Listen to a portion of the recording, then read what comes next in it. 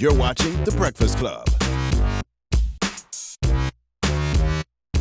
Yep, it's the world's most dangerous morning show, The Breakfast Club. Charlamagne the God, Angela Yee. I don't know where the hell Envy is today. He's always traveling. But we got a couple guests in the building. We have Damson Idris. Did I pronounce that right? Did I land that? He pronounced it right. You're the first person to pronounce that right. Damson. What did they say? Damon. Damon. You know, there's so many niggas in so I see. I can always ask cable. Huh? So I say. They Okay, skip so the S. okay, so in America, named Damon, that they look at him and they see him on the show and they say his name wrong. So Damon. You're the first person to say that. Well done, right. man. Well, You Damson very Idris smart. and Yeah. John serious Singleton ratings for here. that. That's right. From Snowfall. Why does Snowfall mean so much to you, John? Because it's what changed LA. It's what changed. I wouldn't think I would be a filmmaker if all that stuff didn't happen. I mean, it's bad for the community and where we're from, but you know, if crack didn't take hold, there would be no Boys in the Hood. You know, there would be no movie career. There would be no, you know. So I'm just telling the stories that I feel like I was born to tell. Funny how that works, right? It's like something like crack that ruined the community. All this beautiful Some good art things came out of it. Yeah. Hip hop, you know, all kinds of culture in terms of the West Coast. You know, something good came out of this blight, this nuclear storm that we call crack. It was a long I time mean, you wouldn't coming. have. Sorry.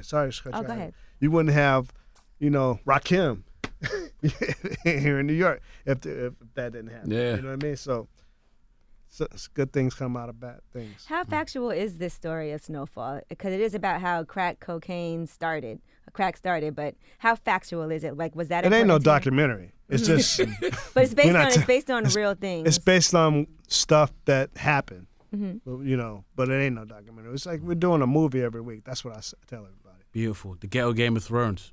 The ghetto Game of Thrones. That's what I call it. The ghetto Game of Thrones. Damson, what did you know about crack before this? I used to smoke it in England. I used to sell it in my What were your community in experiences with Peckham. crack before Snowfall? Crack came to my neighborhood in like 2002 in London, so I didn't really know too much about it. I knew a lot of people who were selling something that was small and white, but I stayed away from it. My brothers like really looked after me in London, and I stayed away from it. And then when the role came around, I started diving into it more. Yeah, don't slip. Just because he talks really, really proper. Every time he opens his mouth, I laugh. I try not to laugh. But he's from the hood in London. Okay. You know what I mean? He's from like the gutter London, like Peckham. They call it Peckham. Even that sounds, you know what I mean? Like, I mean, the stories that he told me is some stuff that happened back in, you know, you've been in London, you know. Yeah. I used to go to Brixton and stuff. But the stories that he told me that he's seen, I was like, okay, you know a little bit about this. You know what I I mean? heard you dropped him off in the hood to see if he could even get this role. Wow. I dropped him off. I went down and I pushed him out of the car and I said, okay, if you survived, then you get the role.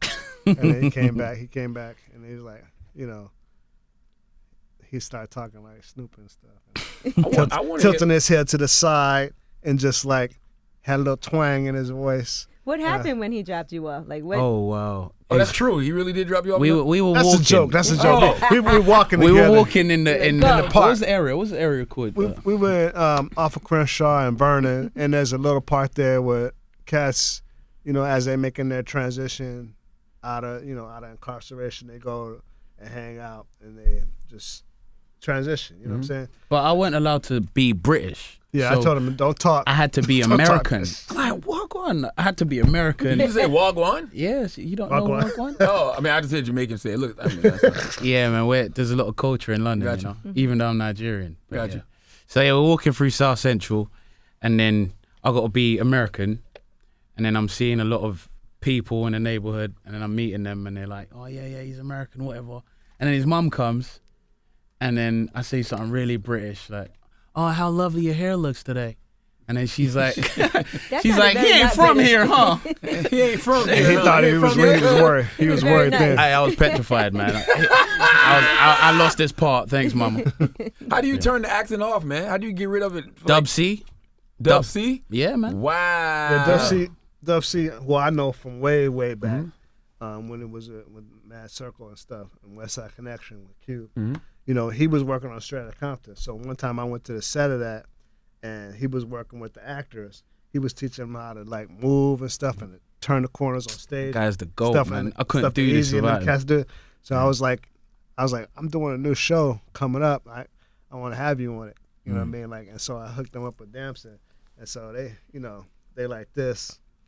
Yeah, So he transitioned me from a British wimp to an American gangster. Let me hear the American gangster. Just turn the British wimp off real quick. Let me listen. You gotta watch the show, man. chameleon. Now, I always hear people talking about how when you want to have these multi-dimensional characters, you don't want it to be a stereotypical type of character. Yeah, we are talking about Franklin, who's a young man who gets turned on to the drug game and ends up running things in the city. Running things. Running things. So how do you make sure that you portray him so that we don't look at it like, oh, another kid selling drugs? I thought she asked you the question. It's basically for How do you Franklin portray saying, him? for me, I mean, the wonderful thing about this time is a lot of people that got into this didn't get in to necessarily be gangsters at the offset, particularly in the 80s. You want to And eat for better. Franklin saying, he kind of got in to help his community and most importantly help his mum. And he was there for his family, and he's all about family. So he's doing it for the right reasons, I guess. The problem is he's an intelligent, smart kid, like many kids in these communities. Right. And, if they apply themselves, they could be the CEO of companies, but... If they get those opportunities. Exactly. I mean, when They you have grow up, responsibilities. And more importantly as well, Franklin Saint and many people in that time don't know what 2018 is going to bring. 100%. when you grow up and you ain't got shit, you don't have nothing. So assume it's like, even if you had small hustles, like, selling something on the corner, whatever, it's like whatever. But then you have this opportunity to make a lot of money real quick, and you of a certain age, then you go for it. You don't think about the consequences. You don't think about what it could bring. You know what I mean? Like, even if it's gonna be dangerous, you be like, you willing to take that risk because you ain't never had nothing before. And so we don't make it like making a judgment or no morality thing on it. Like, it's one thing for people who are not from the stuff, and then when they try to interpret it, but when you've seen it, like I was telling before, I was like, I remember cats like 9 years old, like going up to old men, kicking their ankles, like, give me my money, right? The little homeboy I used to play ball with in the street, and I was like, whoa, and dudes like getting into fights, like, because somebody did something to somebody's mama who was smoking. It's like, why you gotta mess with mama? Like, so when you from it, you know how to really dramatize it in a different way. You're not making it like you see my movies. I don't make a judgment on it. I'm showing it like it was. Actually humanizing it. And humanizing it. So there are people who lived it are watching this stuff and like, oh man. And there are people who didn't live it. They're watching it. I didn't know. This is new to them. Right. You And part of understand what I'm what saying? makes Franklin so endearing is that he does make a lot of wrong choices that we know aren't going to end up well. And we're like, oh my God, he's so You're torn. young and Yeah, naive. And Yeah, he's just really. I mean, he getting his ass whooped. right. Every episode. but Drugs taken tell him what the old lady came up to you. Oh my gosh. This old lady saw him on the street. So I was in the Grove and I was just eating a salad, In minding LA. my business. In In LA. It's In a LA. nice place to be. It never, it still don't hit me that people watch the show and like they'll see me and they'll recognize me. So I'm just chilling, and then a lady comes up to me. It was Like, funny. probably It was like funny as heck. episode- It was funny as that. Episode 2 or 3 just came out, and at the end of episode 2, I get beat up. So she comes up to me and she's like, "Now I know you got beat up real bad the other day, baby, but you need to stop being a pussy and get your money back." And then just walked off, and I was like, "What the?" But Did you people at least thank her really- for watching the show? Damn, Damson. That's good advice. She was like 70. She was so old though. It's funny, man. Like people come up to me. It's like, "Hey, yo, Franklin, what's good? You got that thing?" Did they be shocked when you got the British accent? When you hit? Yeah, man. I turned British real quick. Like people, what's it? Was it gangbang? Not gangbang, but what's it like? What's up? Hey, where you from? Like, Yeah, where you from, cuz? yeah, like What's up, blood? straight away. I'm like, "Hi, I'm from London. My name's Damson Idris. Lovely to meet you." And they look Like- like this, like, Leave him alone. Oh, he good. Yeah. As an Englishman of color, how do you view racism in America? What does it look like to you? Well, it's the same, man. It's a universal thing. It's London, it's America, it's Brazil, it's everywhere. It's Africa.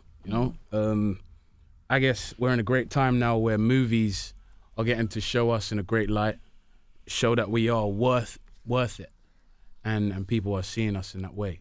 Particularly with movies like Straight Outta Compton, Black Panther, Get Out, Snowfall. These are great shows. Power. We're seeing so many different people on screen now Black culture is pop culture. It always has been. It's like the thing. It's a falsehood for me where we were seen as a subset of stuff, but we've always been pop culture. Like from jazz to the invention of rock and roll, we invented that. Like to soul music, to funk, to hip hop. Like it's pop culture. Well, whatever we do is the next and new level of what's hip. Yeah. So I've always said, even when they were like acting like, it's just like, what's that? What's that thing and do the right thing? We say, you little moolies, you go do it. Yeah. And then when they're acting like trying to be dismissive of what we create, but they want to be a part of, right? I've always been like, what we do, you want to be like us. Yeah. You know what I mean? There's you want clubs. to you want to have the fun that you think we having by being us, in our world. And now it's pop culture. So it's, you know what I'm saying? 100%. It ain't homogenized. It ain't this is over here, this is over. You got folks that basically have grown up with our culture being the dominant thing of pop culture and what's cool and what's hip. So I never looked at it like, a subset. I think the biggest thing now is that they're allowing us to don't use that word allowed. Yeah, they're not allowed. Don't use that word allowed. I don't know that allowed. They're not afraid. They're not afraid to have us at the forefront. Instead of having somebody mimicking us, they use exactly. Like the shows popping on FX are shows like Snowfall in Atlanta and things like that. Pose. They realize, Yeah. Pose. It's like I love it. I just remember a time where we was really just trying to get in and show what we can do, and it was like. We were kind of an anomaly. We were an anomaly, like something special, whatever. Now it's like, okay, it's the norm. This is the new, like I call it, the new norm is to really be, black pride, puff out the chest. Like the attitude that we have is now worldwide. I always ask because you was around in the '90s when black movies was popping and TV shows and stuff. Why did the industry get away from that? I mean, it's back now, but what happened? Because it was taken over and people were scared. Just like in the record business, there was a thing in the late '90s where just everybody was hitting really hard. That's when Jay first came out. That's when like fucking DMX was coming out, right? Yeah. And be like albums, the music business was changing, before streaming, before and pop records was like, and hip hop was like, you know what I mean? So and they shut it down. They just like took a big fist and knocked it down. So that was happening in television and film at a certain time, and then they got scared. The floodgates, you can't stop no water when it want to go. So that's so they won't be able to stop it this time. They can't stop nothing. Yeah. Now it's like, the world is multi-ethnic. The world has always been multi-ethnic, and what's cool and hip in terms of youth culture has really, it's, in terms of American culture, I say, is always come from black people. Damson, do you ever feel like you have to prove your blackness here in America? No.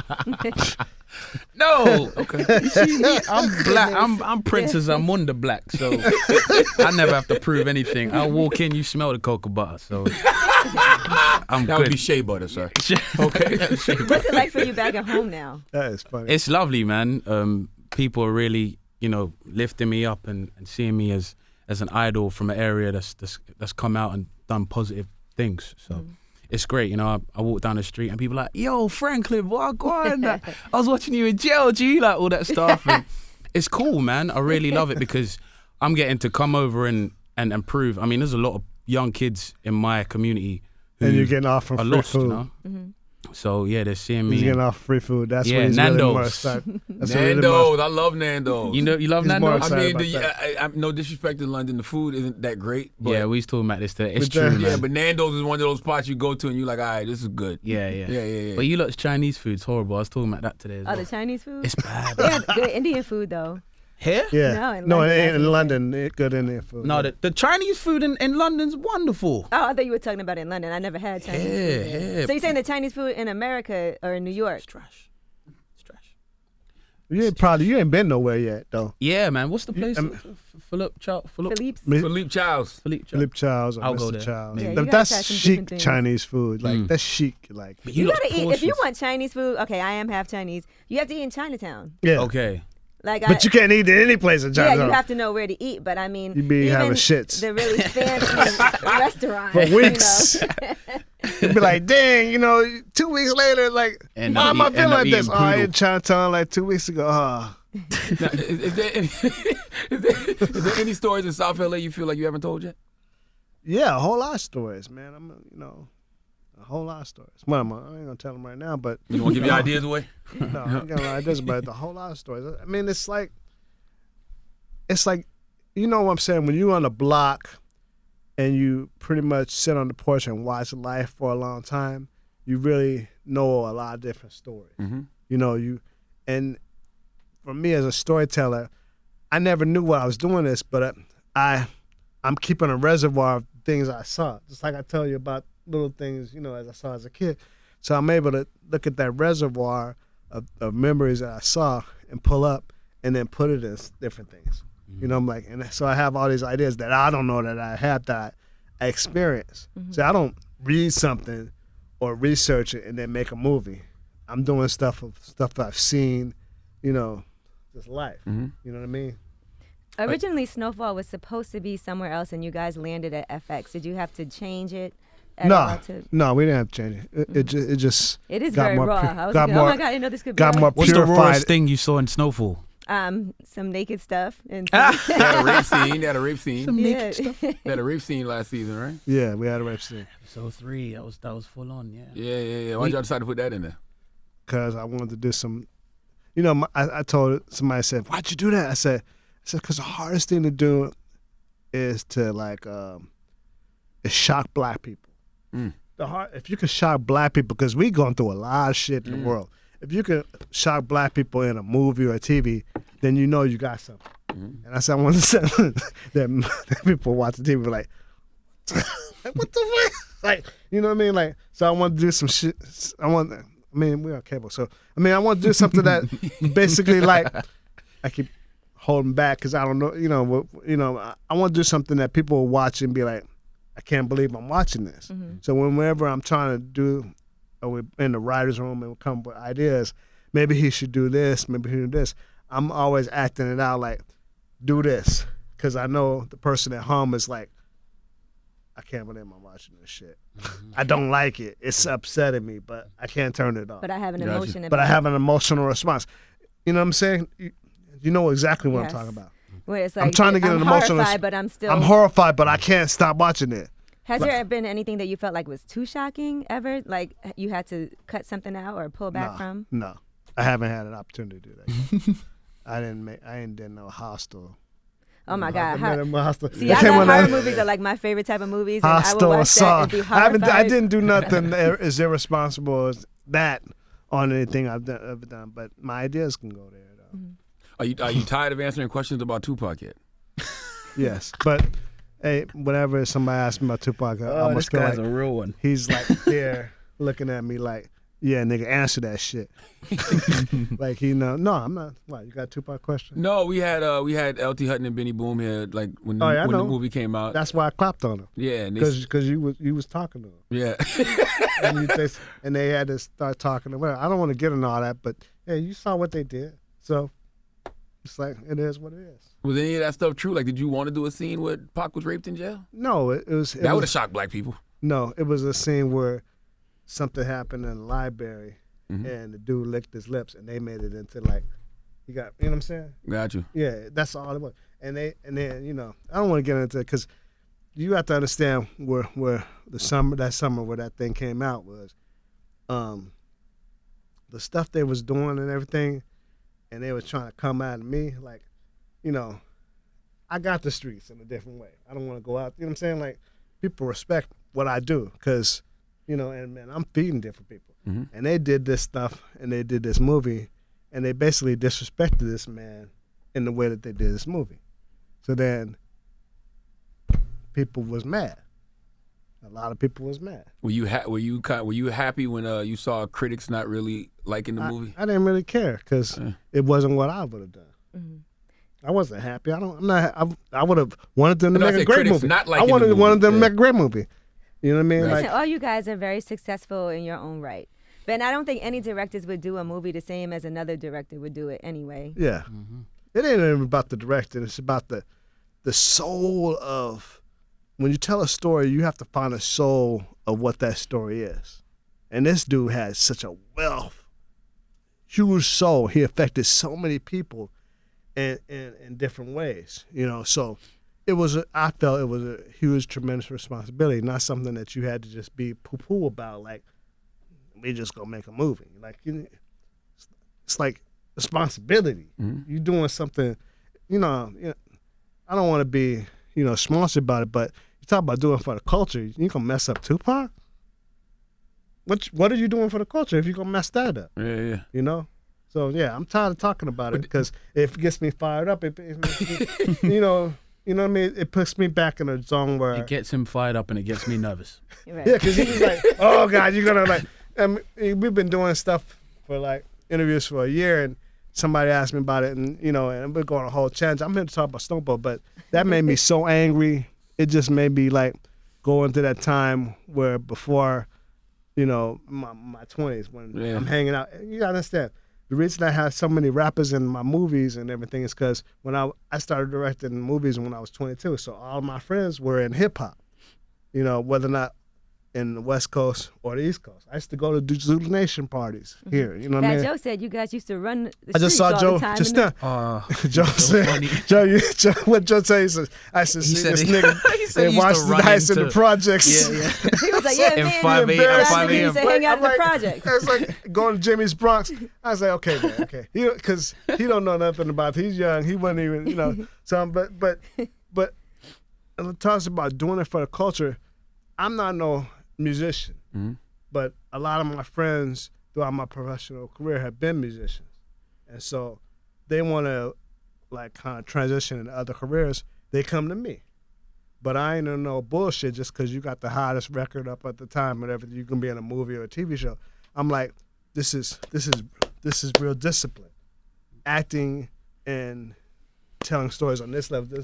So people respect me, and we go through a whole thing. So I don't need to name. You've seen all of my movies, all the people who work with me and different things, right? Mm-hmm. They've all gone through a certain training, and they respect it. And they've all gone to different things. Yeah. You know what I mean? So, what they did with Tupac movie was fucked up. Did you ever get a chance to make it right with Pac before he died? Because there was a call where Pac called you a coward. Yeah, well, when he was on the phone with Sanika Monster. Mm-hmm. And Pac should have been smart enough to understand that all those calls are recorded. You know what I mean? Mm-hmm. Like, and he was mercurial. He's just talking. You know what I mean? Like, he should have been smart enough at the time to like know that they record every call. But if we made it right, we talked. Last time I saw him alive was at the Crenshaw Mall. We talked at he was doing a video for To Live and Die in L.A. And I hadn't seen him in a long time because all this stuff happened. He just got out of jail. And I told him about Baby Boy, So you wrote that for Pac? I wrote that for Pac. Everybody knows I wrote that for Pac. Mm-hmm. It's the last, it's like, and I look at the movie, and even though Tyrese did a good job, it's like, I look at the movie as a filmmaker, and I'm like, I'm always thinking about what if he played that part. You know what I mean? Wow, that's interesting. So what I was going to ask you one more thing about Pac. I can't remember right now. I guess it's not meant to be. Oh, they doing the Son of Shaft again. Did they reach out to you for that? They didn't talk to me about that. Right. Not even a phone call. Not even a phone call. No. They just knowing what they do. Now, I was going to ask why did Pac call you a coward though? Because we used to fight and battle all the time, and I was that dude that used to be like, "This is what happened." Like, is when you get a lot of fame at an early age, you have everybody telling you yes. I'm like that nigga that's like, no, think. This is, anybody know, think. This is what's happening. A dude just shot a cop in Texas, and the president, the president's talking about your music. So you need to lay low and stay, don't wild out because they're coming for you. Your lineage is like, as of the government persecuting your family. Mm-hmm. Yeah, nigga, I know. No, you don't know. Like we're friends. Gotcha. You and I as friends. I'm gonna tell you the real. Absolutely. So we would battle, but he was like. So when trouble happened, he was like, "Damn, that nigga was right." That makes sense. I mean? So, but and anybody who knows us and knows whatever, because I was talking to Ed Leverett just recently, they know that, they had people who would tell you yes, yes, yes, and then people had to tell you no, no, no. And I was that dude. Like, we only like 2 years apart, so I'm like, you know what I mean? Like, I ain't gonna say everything was honky dory, but I ain't no coward. I can't tell everything on the radio that I've done, and I'm not gonna do it. Right. You know what I mean? But I stand tall. So if Damson gets out of line with you and talks back to you, he knows. Check him quick. He knows. Pac, but who are you? But it's a different situation getting into this thing, because you got to realize that when I was doing what I was doing in film and Tupac was doing what he was doing in music, you had people who are on a different high looking at us young black people and black culture having a say over what the youth of America would do. Not just black youth, every youth. So through the music and through the things that we were doing. So we didn't have any idea that people were looking at us wanting to control that. On the real, right? We were just doing what we're doing. I mean, Tupac was the kind of person that if he wanted to, he can go to a radio station and say, all these police are shooting at y'all, like, what y'all gonna do? I want you to do this in the city. And something was set up. He didn't realize his power, but they realized his power. You see what I'm saying? I mean, that's what gets me. So I'm that dude who's like, where I'm from, not just in the streets, but also what my father and my family have taught me, like, that's a responsibility in that. You can't be willy-nilly. You can't be irresponsible with that. But when you're a young person and this is new to you, like Pac was, he didn't realize the power that he had. As brilliant as he was in terms of music and culture and everything, he didn't realize how brilliant, how smart he didn't, you know what I'm saying? He didn't realize how brilliant he was. Dude was brilliant. We say in retrospect, we say that this dude was like the smartest nigga for like 10 miles around. But he didn't know he was. He didn't know what he had. There's so many artists today that compare themselves like to Tupac and call themselves. And but they never read a book. They never they wouldn't read the newspaper. This dude, you'd be with him on a plane, and he would get the New York Times, Washington Post, Newsweek, and Time Magazine, read them cover to cover. And then, like an idiot savant, he'd be able to pop off any issue of the day. And just like I'm saying, when politicians were talking, when things were happening bad for him, the politician was talking, he was able to clap back on them intelligently, but with soul. And so that was a threat. Yeah. And so that's what I'm saying, why I had issue with that movie, because, and I never seen the movie, I don't know, they never dealt with the political implications of what this young man was trying to be and how that got sidetracked by his fame. You see what I'm saying? I mean, he didn't even want to. He didn't want to be no black leader, but he wanted to at least have effective change. He didn't want the responsibility. Like when you say you're a leader, I don't want the responsibility. Everybody looking at me, but I know I can affect change. But he's like nervous about that at the same time. Damson, has he ever tried you and told you quote this Tupac song right now? No. Or got mad at you because you didn't know the lyrics to Every time we get record? into Tupac, he gets nervous because he gets quiet. He gets nervous because we're here to talk about Snowfall and stuff. But no, you passionate about it, John. Like you start foaming at the mouth and everything. Because I want to kill. It's just like, it's like I'd be like, like everything that he and I talked about could be real and still real, and then somebody comes on and just squashes it because of irresponsibility. It makes me angry. So my blood pressure goes up. Yeah, let's not reignite these issues. I get mad. You know what I mean? Like for yourself, what doors has Snowfall opened for you? Because I'm sure now you're getting the scripts. Not that you haven't been acting before this, but playing the lead character as Franklin in Snowfall. What other opportunities are coming your way? It's beautiful, man. I'm in a position now where I could kind of sit back and kind of really think about the route I want to take as an actor. They're coming at him with everything. Yeah. They want him to be Is every John movie. giving you all kinds of advice? He is, yeah. Yeah, he is. He's really taught me how to, stay humble. I think that's the most important thing, and don't chase the money all the time as well. I want to tell important stories, and I want to hold the responsibility for my community as, the Poitiers and the Washingtons, So, yeah, it's great. My next film, Farming's going to be. Is that really the one where you're like the black leader of a skinhead? Yeah. Explain that to me. So it's directed by Adewale Agbaje, and it's literally set in 1982 as well, like Snowfall. And I'm playing Eniton, and he's adopted by a white foster mum who's played by Kate Beckinsale. And he's literally, this young kid in this really racist time in England, Tilbury, and he becomes a leader of an all-white skinhead gang. And, he hates himself, he hates black people. So Dave Chappelle. How could that even happen? A black person only in being England. the head of Yeah, only in England. Yeah. In England, that Only could in happen here. It's a really dark story, and I'm really looking forward to everyone seeing it. All right. All right. Well, Snowfall season 2 is out right now. When It just started, right? Yeah, premiered July 19th. Season 2 started last Thursday. So episode 2 starts this Thursday. Yeah. And everywhere I go, people are like, man, what's going to happen, man? What's going to happen? How you going to get out? Watch the show. show. Y'all Watch the can't, show. y'all Watch can't the kill show. Franklin Tell off, okay? He's the Oh, main we ain't killing character. Franklin. Yeah. We can't kill Franklin. Yeah, but it's on 10 p.m. every, we may every kill single everybody else Thursday. off, but we're not killing Franklin. You got any movies coming in, Mr. Singleton? I'm gonna do a movie next year, hopefully with He's Taraji directing me as Henson, Flavor Flav in our next movie. Flavor in the Onyx movie. In the next movie, he What'd you said. say? My The little next. sister Taraji Henson. I'm doing my next movie with her. I'm supposed to. next Okay. year. Emmett Till. Oh, wow. wow. Y'all gonna do the Emmett Till film? Yeah. Wow. They reopened that case just now, too, right? Yeah, they did. They did.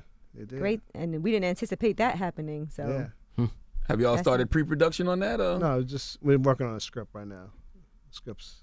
Is there a new Just saw angle? Taraji, huh? Is there a new angle you want to tell? Or? I mean, not everybody knows her story. Yeah, that's a fact.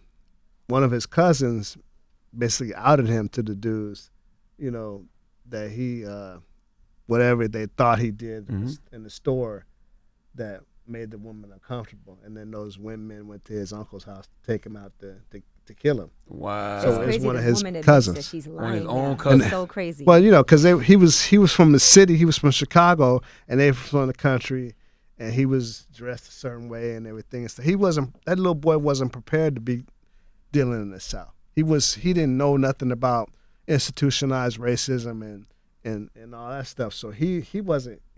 My whole thing of the story is how there's not like what can any black mother do to prepare her son for any of this stuff. right. You know what I mean? Yeah. She told him, hey, you're going down south and they a little different down there, so, act accordingly. But he was a 14-year-old boy, you know. What does that even mean? What does that mean to a Yeah. 14-year-old boy who's in Chicago popping? Mm-hmm. You know what I mean? Like, basically he's her little man. You know what I mean? So that story, I love it because it's a microcosm of what a lot of women are still going through with their sons, having to raise their sons on their own. How can any black woman prepare their son for any of this stuff? And so that's why I want to do that movie. So Taraji's playing his mom? Taraji's playing the mom. That woman should go to jail for lying, She for coming passed forward and away. saying that she lied Is she still alive? about, Yeah, she's still 80-something alive. years old. I mean, She should still go to jail. They're yeah, she bringing go up to, everybody's she go to old. jail for life. It'd be like a year. She'd be Okay. Yeah. Well, Snowfall every Thursday. John Singleton, Damson Idris. Yeah. Appreciate y'all for coming, man. All God bless, man. Good It's to the be Breakfast here. Club.